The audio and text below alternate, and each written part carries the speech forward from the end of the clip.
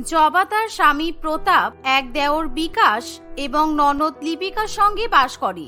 বিকাশ এবং লিপিকা দুই ভাই বোনে প্রচুর পরিমাণে খাবার খেতে ভালোবাসে। দুজনের পড়াশোনা শেষ হয়ে গেলেও এখনো পর্যন্ত তারা নিজেদের ভবিষ্যৎ নিয়ে কোনো চিন্তা করতে পারে না, কারণ তাদের মাথায় সবসময় একটা চিন্তাই ঘুরতে থাকে, আর সেটা হলো খাবার খাওয়ার চিন্তা।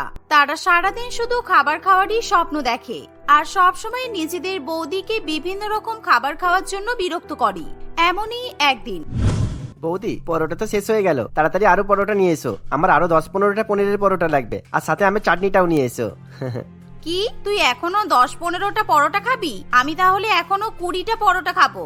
বৌদি, তুমি আমার জন্য 20টা আলুর পরোটা বানিয়ে নিয়ে এসো, কারণ তুমি আমার আলুর পরোটাগুলো খুব পাতলা পাতলা বানিয়েছো, আমার একদমই পেট ভরছে না। বিকাশ এবং লিপিকার কথা শুনি জবা খুবই রেগে যায়, আর সে তখনই রান্নাঘর থেকে বাইরে বেরিয়ে আসে। আরে তোমরা আর কত খাবে? দুজনে মিলে অলরেডি তোমরা 20টা করে পরোটা খেয়ে ফেলেছো। সেই সকাল থেকে রান্না করে ঢুকেছি, আর তোমাদের জন্য আমি একইভাবে পরোটা বানিয়েই যাচ্ছি। আমি কি মেশিন নাকি যে তোমরা অর্ডার করবে আর মুহূর্তের মধ্যে পরোটা বানানো হয়ে যাবে? বাড়িতে পনির আলু সব শেষ হয়ে গেছে, তাই তোমাদের জন্য আমি আর পরোটা বানাতে পারবো না। কি বলছো বৌদি? আমি তো একটু আগেই রান্নাঘরে গিয়ে দেখলাম অনেক আলু ছিল, পনির ছিল, এত তাড়াতাড়ি সব শেষ হয়ে গেল কিভাবে? আমিও তো সেটাই ভাবছি, তোমরা এতগুলো পরোটা এত তাড়াতাড়ি খেয়ে নিলে কিভাবে? রান্নাঘরে যা পনির ছিল, আলু ছিল, সব দিয়েই আমি পরোটা বানিয়েছি। এখন তোমাদেরকে আমি এক্সট্রা কোনো পরোটা দিতে পারবো না। তোমার দাদা অফিসে যাবে, তোমার দাদার টিফিনে আমি বাকি পরোটাগুলো ভরে দিয়েছি। কিছুক্ষণ পর আবার দুপুর হয়ে যাবে, দুপুরে আবার খাবার খাবে। এখন উঠে পড়ো।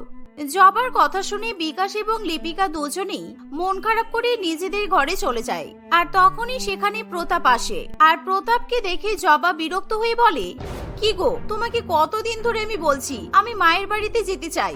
আমার মায়ের শরীরটাও ভালো নেই, মা বারে বারে আমাকে ফোন করছে, আর তাছাড়া আমি বাড়িতে থেকে থেকে পাগল হয়ে যাচ্ছি। সারা দিন শুধু তোমার দুই ভাই বোনের জন্য আমাকে রান্না করতে হয়। আমার আর এখানে থাকতে ভালো লাগছে না, আমি কিছুদিনের জন্য মায়ের বাড়িতে গিয়ে থেকে আসতে চাই। কিন্তু জবা, তুমি তো জানো, তুমি যদি মায়ের বাড়িতে চলে যাও তাহলে আমাদের 3 ভাই বোনের খাওয়া দাওয়ার খুব সমস্যা হয়ে যাবে। কেননা লিপিকা তো রান্না করতেই জানে না, আর আমার কথা নয় ছেড়ে দাও, আমি বাইরে খেয়ে নেবো, কিন্তু লিপিকার বিকাশ ওরা 2 ভাই বোনে কি খাবে? আমি জানি না, আমি তোমার ভাই বোনকে নিয়ে আর ভাবতে পারবো না। শুধু আমি কেন, ওদের মতো পেটুকদের খাওয়া দাওয়ার দায়িত্ব কেউই নিতে চাইবে না। আর আমি মায়ের বাড়িতে যাব কেন? যাতে তোমার ভাই বোনের জ্বালা থেকে আমি কিছুদিন বাঁচতে পারি। ওদেরকে রান্না করে তুমি খেতে বলবে, আর না হলে ভাই বোনের প্রতি তোমার যদি এতই দরদ থাকে তাহলে তুমি নিজে রান্না করে খাওয়াবে। আমি আজকে মায়ের বাড়িতে যাচ্ছি, ব্যাস, আর কিছু জানি না আমি। এরকম বলে তো হয় না জবা, আমরা ছাড়া ওদের আর কি আছে বলো তো? ওরা এখন অনেক ছোট, ওরা যখন বুঝতে শিখবে দেখবে তখন ওরা আর বেশি খাবার খাবে না। আচ্ছা, তুমি আমাকে 2-1টা দিন সময় দাও, আমি একজন রান্নার মাসিকে খুঁজে নিই। তুমি মায়ের বাড়িতে চলে গেলে তাহলে আমাদের খাওয়া দাওয়ার কোনো অসুবিধা হবে না, তখন তুমিও শান্তি করে নিজের মায়ের বাড়িতে থাকতে পারবে। প্রতাপের কথা শুনে জবা রাজি হয়ে যায়, আর প্রতাপ অফিসের জন্য বেরিয়ে যাবে বলে জবা তাড়াতাড়ি করে রান্নাঘর থেকে প্রতাপের টিফিন বক্স আনতে চলে যায়। কিন্তু জবা সেই টিফিন বক্স হাতে নিতেই বুঝতে পারে সেই টিফিন বক্সটা খুবই হালকা, আর এর ফলে সন্দেহবশত জবা সেই টিফিন বক্স খুলে দেখে যে তাতে কোনো খাবার নেই। আর এই দেখে জবা খুবই রেগে যায়। জবা খুব ভালো মতোই বুঝতে পারে এই কাজ লিপিকা এবং বিকাশই করেছে। ঠিক আছে, তোমার সঙ্গে এরকমই হওয়া উচিত। খুব তো ভাই বোনের প্রতি ভালোবাসা দেখাও, কিন্তু তোমার ভাই বোন তোমাকে ভালোবাসে না, তোমার কথা চিন্তা করে না, কারোর কথা চিন্তা করে না। ওদের শুধু খাবার চাই। তোমার টিফিনে আমি পরোটা ভরে রেখেছিলাম, আর ওরা 2 ভাই বোন লুকিয়ে লুকিয়ে তোমার টিফিনটা খেয়ে শেষ করে ফেলেছে। তখনই সেখানে লিপিকা এবং বিকাশ এসে বলে, কি করব বলো দাদা, আমাদের তো খুব খিদে পেয়েছিল। বৌদি তো আজকে আমাদেরকে পেট ভরে খাবার খেতেই দেয়নি, তাই জন্য আমরা তোমার টিফিনটা খেয়ে ফেলেছি। তুমি বাইরে থেকে কিছু কিনে খেয়ে নিও প্লিজ। লিপিকার কথা শুনে জবা খুবই রেগে যায়, কিন্তু প্রতাপের অফিসে যাওয়ার সময় সে কোনো রকম ঝগড়া করতে চায় না। অন্যদিকে প্রতাপ তার ভাই বোনের এরকম কাণ্ডে কিছু মনে না করেই অফিসের জন্য বেরিয়ে যায়, আর সে তার ভাই বোনকে কোনো বকাবকিও করে না, যা দেখে জবার আরো বেশি রাগ হয়। তোমাদের লজ্জা করে না বলো? তোমাদের দাদা দুপুরবেলা কি খাবে একবারও চিন্তা করলে না? অতগুলো পরোটা খেয়ে তোমাদের পেট ভরলো না? বুঝতে পারবে 2 দিন পর আমি মায়ের বাড়িতে যাচ্ছি, আর আমি 2 মাস থেকে তারপরই বাড়িতে আসবো। আমিও দেখি তোমরা 2 ভাই বোনে তখন কি করো। এই বলে জবা নিজের ঘরে চলে যায়। আর বৌদি মায়ের বাড়িতে যাবে শুনে বিকাশ এবং লিপিকা দুজনেই একটু চিন্তায় পড়ে। কিন্তু পরের দিনই প্রতাপ বাড়িতে একজন রান্নার মাসিকে নিয়ে আসে, আর যা দেখে বিকাশ এবং লিপিকা দুজনেই খুবই খুশি হয়। জবা শান্তি মাসিকে ভালোভাবে সমস্ত কিছু বুঝিয়ে দিয়ে মায়ের বাড়িতে চলে যায়। আর জবা মায়ের বাড়িতে চলে যাওয়ার পর বিকাশ এবং লিপিকা এবার দুজনে মিলে শান্তি মাসিকে বিরক্ত করতে শুরু করে। তোমরা যা যা রান্না করতে বলেছিলে আমি রান্না করে দিয়েছি, বেলা 12টা বেজে গেছে, এবার কিন্তু আমি বাড়ি যাব। আমি আবার সন্ধ্যাবেলা রান্না করতে আসবো, কেমন? আরে মাসি, তুমি এত তাড়াতাড়ি চলে যাবে মানে? দাঁড়াও, আমরা খাওয়া দাওয়া করি, তারপর তো যাবে। আমাদের খাবার খেতে গিয়ে যদি পেট না ভরে তাহলে তোমাকে কিন্তু আবার রান্না করতে হবে। আর এমনিতেও দুপুরবেলা আমরা 2 বেলা করে খাবার খাই, একবার 12টার সময় আর একবার 2টোর সময়। তারপর আবার ঘুম থেকে উঠে 6টার সময় আমরা খাবার খাই। তুমি আমাদের দুপুর 2টোর খাবারটা রান্না করে রেখে তারপর বাড়ি যাও। আর তুমি 5টার মধ্যে কিন্তু আবার চলে আসবে। 6টার সময় আমরা 2 ভাই বোনে ঘুম থেকে উঠে যেন খাবার পেয়ে যাই। লিপিকা এবং বিকাশের কথা শুনি শান্তি মাসি খুবই ভয় পেয়ে যায়। তাই শান্তি মাসি সেদিনই কাজ ছেড়ে দিয়ে পালিয়ে যায়। এর ফলে বিকাশ এবং লিপিকা দুজনেই খুবই চিন্তায় পড়ে। বোন, এবার কি হবে? আমাদের রান্নার মাসি তো কাজ ছেড়ে দিয়ে পালিয়ে গেল, আর বৌদিও নিজের মায়ের বাড়িতে আছে। আমাদেরকে এবার তাহলে কে রান্না করে দেবে? তুই তো রান্না করতেও পারিস না। ছোটদা, আমার কাছে একটা আইডিয়া আছে। চল আমি আর তুই বৌদির মায়ের বাড়িতে চলে যাই। তা না হলে কিন্তু এখানে থাকলে আমাদেরকে না খেয়ে থাকতে হবে। আর তুই তো জানিস আমাদের সারা দিন যখন তখন খিদে পেয়ে যায়। বৌদির মায়ের বাড়িতে গেলে বৌদি সবসময় আমাদের জন্য রান্না করে দেবে। এই বলে লিপিকা এবং বিকাশ জবার মায়ের বাড়িতে গিয়ে উপস্থিত হয়। আর তাদের দুজনকে দেখে জবা প্রচুর পরিমাণে ভয় পেয়ে যায়। কি ব্যাপার, তোমরা দুজনে এখানে কেন? একদিন হলো না আমি নিজের মায়ের বাড়িতে এসেছি, এরই মধ্যে তোমরা এখানে এসে হাজির হয়ে গেছো। কি হলো, কি জন্য এসেছো তোমরা? বৌদি, দাদা আমাদের জন্য যে রান্নার মাসিকে রেখেছিল ওই শান্তি মাসি তো কাজ ছেড়ে দিয়েছে। আসলে ওর তো অনেক বয়স হয়ে গেছে, তাই জন্য ওর খুব শরীর খারাপ করেছে। আমাদেরকে বলে দিয়েছে ও আর কাজে আসতে পারবে না। তাই দাদা আমাদের দুজনকেই তোমার মায়ের বাড়িতে চলে আসতে বললো, কারণ তুমি তো জানো আমরা দুজনে না খেয়ে থাকতে পারি না। আর দাদা বলেছে তুমি যেদিন এখান থেকে বাড়িতে যাবে আমরা তোমার সাথে সেদিনই বাড়িতে যাব। এই শুনে জবা খুবই রেগে যায়। আর জবা তখনই প্রতাপকে ফোন করে। কিন্তু প্রতাপ এবারও তার ভাই বোনের হয়েই কথা বলে, কারণ লিপিকা এবং বিকাশ সেখানে আসার আগে তাদের দাদাকে ফোন করে সমস্ত কিছু বুঝিয়ে পড়িয়ে দেয়। আর প্রতাপ তার 2 ভাই বোনকে প্রচন্ড পরিমাণে ভালোবাসায় সবসময় সে তার 2 ভাই বোনের কথা শুনেই চলে। আরে তোমার সমস্যাটা কি বলো তো? আমার ভাই বোন কি তোমার ভাই বোন নয়? তুমি যে কদিন ওখানে থাকবে ওরা ওখানে থাকুক না। আর ওরা ওখানে থাকলে আমিও তো একটু নিশ্চিন্তে থাকতে পারবো যে আমার 2টো ভাই বোন ঠিক মতো খাওয়া দাওয়া করতে পারছে। তাছাড়া তোমাদের বাড়িতে কাজের মাসিও আছে, রান্নার মাসিও আছে, তোমাকে তো কোনো কাজই করতে হবে না। তাহলে এত চিন্তা করছো কেন? প্রতাপের কথা শুনে জবা কোনো কথা না বলে ফোন কেটে দেয়। আর এরই মধ্যে বিকাশ এবং লিপিকা দুজনেই খাবার খাওয়ার জন্য ডাইনিং টেবিলে গিয়ে বসে পড়ি। বৌদি, আমাদের জন্য তাড়াতাড়ি খাবার নিয়ে এসো। যতই হোক আমরা তোমার বাড়ির অতিথি, তাই আমরা জানি তুমি নিশ্চয়ই আমাদের জন্য ভালো ভালো খাবার রান্না করবে। আর তাছাড়া বাসে করে এখানে আসতে গিয়ে আমাদের প্রচন্ড খিদে পেয়ে গেছে। বৌদি, আমাদের জন্য তাড়াতাড়ি খাবার নিয়ে এসো না। এই দেখো, বাড়িতে তোমরা সবসময় খাই খাই করো ঠিক আছে, কিন্তু এটা তোমাদের বাড়ি নয়। একদম খাই খাই করবে না বলে দিচ্ছি। আমাদের রান্নার মাসি রান্নাই করছে, একটু অপেক্ষা করো, কিছুক্ষণ পরেই খাবার চলে আসবে। এই শুনে লিপিকা এবং বিকাশ দুজনেই খাবারের জন্য অপেক্ষা করতে থাকে। আর কিছুক্ষণের মধ্যে রান্না হয়ে গেলে জবা তার ননদ এবং দেওরের জন্য রান্নাঘর থেকে খাবার নিয়ে এসে দেয়। আর তারা দুজনে সেই খাবারের উপর একেবারে ঝাঁপিয়ে পড়ে। মুহূর্তের মধ্যেই তারা সেই খাবার খেয়ে শেষ করে দেয়। আর তারা আবার খাবার চাইতে শুরু করে। বৌদি, তুমি জানো না আমরা কত বেশি খাবার খাই, তবুও তুমি আমাদেরকে এত কম করে খাবার খেতে দিলে কেন? এইটুকু খাবার খেয়ে আমাদের তো পেটের এক অংশও ভরেনি। আমাদের জন্য আরো ভাত আর মাংস নিয়ে এসো। আর কোনো খাবার নেই, বুঝেছো? এবার যা খাবার আছে আমি আর আমার মা খাবো। তোমরা অনেক খেয়েছো, এবার চুপচাপ এখান থেকে উঠে পড়ো। দুপুরের খাবার খাওয়া হয়ে গেছে, এবার তোমরা সেই সন্ধ্যাবেলা খাবার পাবে। কারণ আমি এখন মায়ের বাড়িতে এসেছি, তোমাদের জন্য বারে বারে আমি রান্না করতে পারবো না। আরে জবা, তুই এরকম করছিস কেন? দাঁড়া, আমি মালতীকে বলে দিচ্ছি আরো খাবার রান্না করতে। তুই আমাদের ভাগের খাবারগুলো এখন এদের দুজনকে দিয়ে দে। আমাদের বাড়িতে এসেছে আর ওরা এরকম না খেয়ে থাকবে, এটা তো হতেই পারে না। এই শুনে লিপিকা এবং বিকাশ দুজনেই খুবই খুশি হয়। আর গায়ত্রী দেবী তখনই রান্নাঘরে গিয়ে তাদের রান্নার মাসি মালতীকে আবার রান্না করতে বলে। এর ফলে মালতীর খুবই রাগ হয়, কিন্তু তবুও সে কিছু না বলে আবার রান্না করতে শুরু করে। আর এরকম ভাবেই 2 দিন কাটে। এই 2 দিনে মালতী খুব ভালো মতোই বুঝতে পারে লিপিকা এবং বিকাশ খুবই বড় মাপের পেটুক। তাই মালতী গায়ত্রী দেবীকে স্পষ্টভাবে জানিয়ে দেয়, দিদি আমি আর এত বেশি খাবার রান্না করতে পারবো না। তোমার বাড়ি থেকে যখন আত্মীয় স্বজন চলে যাবে তুমি তারপর আমাকে ফোন করবে, আমি কাজে আসবো। আর আমি যে কদিন কাজে আসবো না আমার মাহিনা কেটে নেবে, কোনো অসুবিধা নেই, কিন্তু আমি এত কারি কারি খাবার রান্না করতে পারবো না। এই বলে মালতী সেখান থেকে চলে যায়।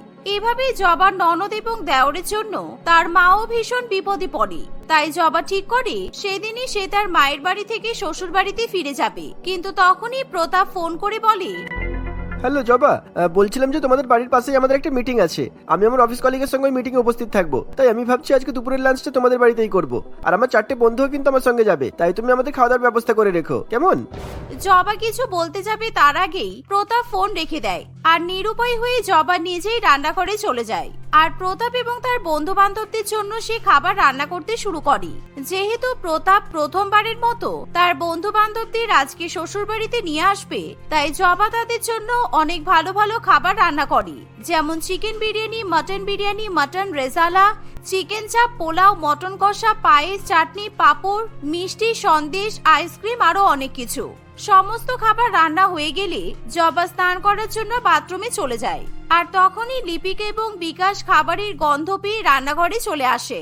এই দেখ ছোটদা, আজকে বৌদি আমাদের জন্য কত কিছু রান্না করেছে। উফ, এত খাবার দেখে আমি তো লোভ সামলাতেই পারছি না। চল দাদা আমরা তাড়াতাড়ি খেয়ে নিই। এই বলে লিপিকা এবং বিকাশ কোনো কিছু চিন্তা না করেই তারা সমস্ত খাবার খেয়ে নেয়। আর তখনই সেখানে প্রতাপ এবং তার বন্ধু বান্ধবরা এসে উপস্থিত হয়। কিন্তু জবা যখন তাদেরকে খাবার পরিবেশন করতে যাবে তখন সে রান্নাঘরে এসে দেখে যে সেখানে কোনো খাবার নেই। আর জবা তখনই প্রতাপকে রান্নাঘরে ডেকে সব কথা বলে। নাও এবার কি করবে দেখো তুমি, আমি অত কিছু খাবার রান্না করেছিলাম, তোমার পেটুক ভাই বোন সব খাবার খেয়ে নিয়েছে। এবার তুমি তোমার বন্ধুদেরকে কি খাওয়াবে? এবার বুঝতে পারলে তো তোমার 2 ভাই বোন কত বড় পেটুক। ওরা সবসময় এরকমই করে, কোনো কিছু চিন্তা না করে ওরা মাত্রাতিরিক্ত খাবার খায়। 2টো মানুষ 10 জন মানুষের খাবার কিভাবে খেতে পারে? অনেক হয়েছে, আর নয়, আমি তোমার ভাই বোনের সঙ্গে আর সংসার করতে পারবো না। তুমি তোমার ভাই বোনকে নিয়ে এখনই বাড়িতে ফিরে যাও, আমি আমার মায়ের বাড়িতেই থাকবো। জবার মুখে এমন কথা শুনি প্রতাপ এবার তার 2 ভাই বোনের উপর প্রচন্ড পরিমাণে রেগে যায়। আর প্রতাপ তখনই তার 2 ভাই বোনকে সেখানে ডেকে খুবই বকাবকি করে। আর প্রথমবারের মতো দাদার কাছ থেকে এত বকা শুনি বিকাশ এবং লিপিকা প্রচন্ড পরিমাণে কান্নাকাটি করতে শুরু করে দেয়। আমাদের ভুল হয়ে গেছে দাদা, আমাদেরকে ক্ষমা করে দাও, আমরা আর বেশি বেশি খাবার খাবো না। আজকের মতো আমাদেরকে ক্ষমা করে দাও দাদা। আর বৌদি তুমিও আমাদের সঙ্গে বাড়িতে ফিরে চলো, আমরা আর তোমাকে বেশি বেশি খাবার খাওয়ার জন্য বিরক্ত করব না। কোনো উপায় না থাকায় প্রতাপ তখন অনলাইন থেকে খাবার অর্ডার করে। আর সেদিনই প্রতাপ তার বউ এবং ভাই বোনকে নিয়ে বাড়িতে ফিরে আসে। কিন্তু সেদিনের পর থেকে বিকাশ এবং লিপিকা নিজেদেরকে পরিবর্তন করতে শুরু করে। তারা 2 ভাই বোন অতিরিক্ত খাবার খাওয়ার অভ্যাস ত্যাগ করে।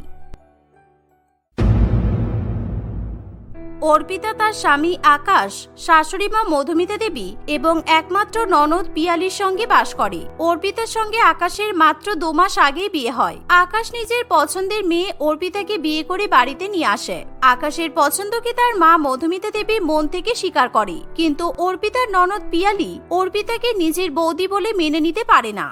তোর পছন্দ ভীষণ খারাপ দাদা, তুই দেখে দেখে শেষ পর্যন্ত এরকম একটা মেয়েকে বিয়ে করে বাড়িতে নিয়ে এলি। এ তো খুব বেশি বড় লোক নয়, মধ্যবিত্ত পরিবারের মেয়ে, আর এ দেখতেও খুব একটা ভালো নয়। এই জন্যই আমি তোকে বলেছিলাম আমার বেস্ট ফ্রেন্ড নূপুরকে বিয়ে কর। নূপুর বড়লোক ঘরের মেয়ে ছিল আর দেখতেও একেবারে পরীর মতো সুন্দর ছিল।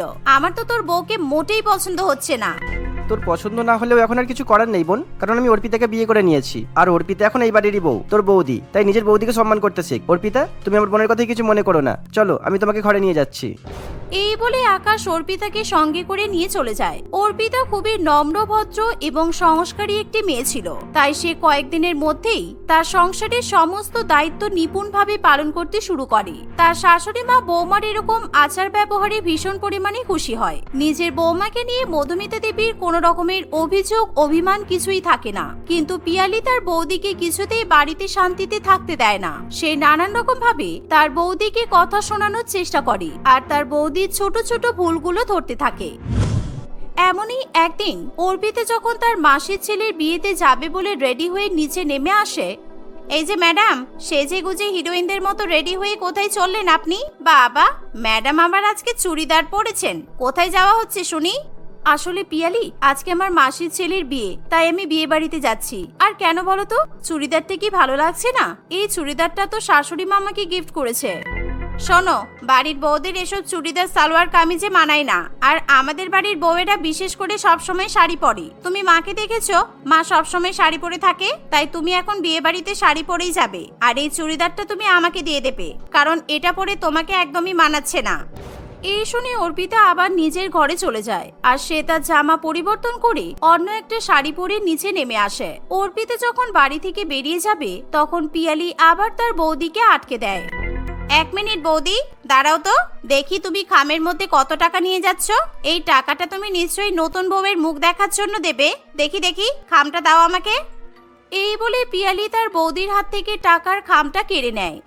ও মাই গড, 3001 টাকা! তুমি কি আমাদের ভিখারি করে ছাড়বে? এত টাকা দেওয়ার কি দরকার? তুমি তো দেখছি আমার দাদাকে লুটে পুটে একেবারে সর্বশান্ত করে দেবে। 2500 টাকা আমি রেখে নিচ্ছি, 501 টাকা নিয়ে যাও, এটাই যথেষ্ট। বড়লোক শ্বশুর বাড়িতে বিয়ে করেছো বলে বেশি বেশি বড়লোকই চাল দেখানোর কোনো দরকার নেই। কিন্তু পিয়ালি, মা তো নিজেই আমাকে টাকাটা খামের মধ্যে ভরে দিল। এটা আকাশের টাকা নয়, এটা মা দিয়েছে। মায়ের কথা বাদ দাও, মা বুড়ি মানুষ, মায়ের বয়স হয়েছে, তাই মায়ের বুদ্ধি সত্যি এখন লোপ পেয়েছে। বাড়িতে বৌমা আসার পর মায়ের বুদ্ধি হাঁটুতে চলে গেছে। আর তুমি তো খুব ভালো মতোই নিজের শাশুড়ি মাকে বশ করেছো। শাশুড়ি মা তোমার কথাই উঠছে, তোমার কথাই বসছে। তোমার তো খুবই এলাহি ব্যাপার, তাই না? আচ্ছা, তোমার বাপের বাড়ির পরিবার তো খুবই নির্লজ্জ, শুধুমাত্র নিজের মেয়েকে বিয়েতে নিমন্ত্রণ করলো। আর মেয়ে শ্বশুর বাড়ির লোকজনরা কোথায় যাবে? কিরে পিয়ালি, তুই বৌমার সঙ্গে এরকম করছিস কেন?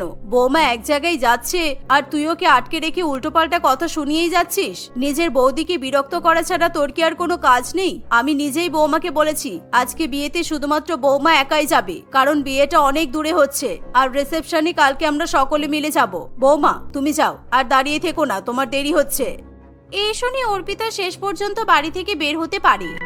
বাপরে বাপ, আমার ননদটা কেমন যেন অদ্ভুত মতো। আমার শাশুড়ি মা তো এত ভালো। শাশুড়ি মা আমার সঙ্গে সবসময় কত ভালো ব্যবহার করে, একদম আমার মায়ের মতো। আর আমার ননদ এমন ব্যবহার কেন করে? ও আমার ননদ নয়, যেন আমার শাশুড়ি মা। সবসময় কিটির কিটির করতেই থাকে, এছাড়া তো ওর তো কোনো কাজই নেই। এমনই ভাবনা চিন্তা করতে করতে অর্পিতা তার মাসির বাড়িতে গিয়ে পৌঁছায়। পরের দিন রিসেপশনের অনুষ্ঠানে অর্পিতা শ্বশুরবাড়ির সকলে চলে আসে। অর্পিতা সেদিন পার্লার থেকে খুব সুন্দর করে মেকআপ করে আসে। নিজের বৌদিকে পার্লার থেকে মেকআপ করতে দেখে পিয়ালি তেলে বেগুনে জ্বলে ওঠে। তাই সে আবার তার বৌদিকে বিরক্ত করতে শুরু করে। ইস বৌদি, তোমাকে দেখতে কি বাজে লাগছে। সারা মুখটা একেবারে পাউডার দিয়ে সাদা ধবধবে করে নিয়েছো, মনে হচ্ছে কেউ সাদা রং ঘষে দিয়েছে তোমার মুখে। ইস, ব্লাশ এত বেশি পরিমাণে দিয়েছো, গাল দুটো একেবারে লাল টুকটুক করছে, তার সাথে এই ফলস আইল্যাশেস। ও বাবা, একদম তোমাকে জোকার মনে হচ্ছে। কিন্তু পিয়ালি, সবাই তো আমার খুব প্রশংসা করছে, আর তুমি বলছো আমাকে ভালো লাগছে না? আমি তো খুব লাইট মেকআপ করেছি, এটা খুবই লাইট নিউড একটা মেকআপ, তবুও তোমার অতিরিক্ত মেকআপ বলে মনে হচ্ছে। আসলে তোমার আত্মীয় স্বজন বন্ধু বান্ধব তোমাকে মিথ্যা কথা বলছে, কিন্তু তুমি তো জানো আমি যা বলি একদম কারেক্ট কথা বলি। বেকার বেকার তুমি আমার দাদার 5000 টাকা নষ্ট করে দিলে। পিয়ালির মুখে এমন কথা শুনে অর্পিতার মন খুবই খারাপ করে। সে আর কিছুতেই বিয়ে বাড়িতে মন খুলে আনন্দ করতে পারে না। আর অর্পিতাকে মন খারাপ করে থাকতে দেখে পিয়ালি মনে মনে খুবই আনন্দ পায়। সেদিন সন্ধ্যাবেলা মধুমিতা দেবী তার ছেলে এবং মেয়েকে নিয়ে বাড়িতে ফিরে আসে। আর অর্পিতা 3-4 দিনের জন্য বাপের বাড়িতেই থেকে যায়। অর্পিতা যখন শ্বশুর বাড়িতে ফিরে আসে, তখন তার ননদ রীতিমতো আবার অর্পিতার পেছনে লেগে পড়ে। এসে গেছেন ম্যাডাম, তাহলে বাপের বাড়িতে তো বেশ মজা করে কাটিয়ে দিলেন। একবারও চিন্তা করলে না তো তোমার শ্বশুর বাড়ির পরিবার কি খাবে, বাড়ির কাজগুলো কি করবে? বাড়ির বৌমা হয়েছো নামেই, দায়িত্ববোধ বলে কোনো জিনিস নেই তোমার মধ্যে। আচ্ছা ছাড়ো, বাপের বাড়ি থেকে কি কি নিয়ে এসেছো বলো। সস্তার কোনো শাড়ি অথবা সালোয়ার সুটি এনেছো বোধহয়, এছাড়া আবার কি আনবে? হ্যাঁ বোন, একদম ঠিক বলেছিস। আর তাছাড়া কি বা দেবে, শাড়ি আর সালোয়ার সুটি দিয়েছে হয়তো। আকাশের মুখে এমন কথা শুনে অর্পিতা প্রচন্ড পরিমাণে রেগে যায়। তাই সে আর কোনো কথা না বলে নিজের ঘরে গিয়ে কান্নাকাটি করতে শুরু করে। আকাশও তাড়াতাড়ি করে সেখানে আসে। আকাশ, আমি তোমার কাছ থেকে এটা কখনোই আশা করিনি। তোমার বোন আমাকে সহ্য করতে পারে না, সবসময় শাশুড়ি মা হওয়ার চেষ্টা করে, দিন রাত শাশুড়ি মায়ের মতো খিটির খিটির করতেই থাকে। আজকে তোমার বোনের মতো তুমিও আমাকে কথা শোনালে। আরে অর্পিতা, তুমি এখনো পর্যন্ত আমার বোনকে চিনতে পারলে না? আমার বোন যাতে তোমাকে আর বেশি কথা শোনাতে না পারে সেই জন্যই আমি ওকে সাপোর্ট করে কথা বললাম। আসলে আমার বোন উল্টো ধরনের মানুষ, ওকে লাইনে আনার জন্য ওকে ওর মতো করেই বোঝাতে হয়। দাঁড়াও, আমি তোমাকে বুঝিয়ে দিচ্ছি কিভাবে ওকে সাহায্য করতে হবে। এভাবেই আকাশ অর্পিতাকে ভালো মতো সবকিছু বুঝিয়ে দেয়। পরের দিন খুবই সকাল করে অর্পিতা ননদের জন্য চা বানিয়ে তার ঘরে নিয়ে চলে যায়। পিয়ালি, পিয়ালি, তাড়াতাড়ি উঠো, দেখো না আমি তোমার জন্য চা করে নিয়ে এসেছি। চাটা খেয়ে বলো তো সব ঠিকঠাক আছে কিনা, মিষ্টি ঠিক হয়েছে তো? আমি চা পাতে বেশি দিয়ে ফেলিনি তো আবার? আর হ্যাঁ, চাটা খেয়ে বলবে চায়ে দুধের পরিমাণও সঠিক আছে কিনা। কি গো পিয়ালি, তাড়াতাড়ি ওঠো।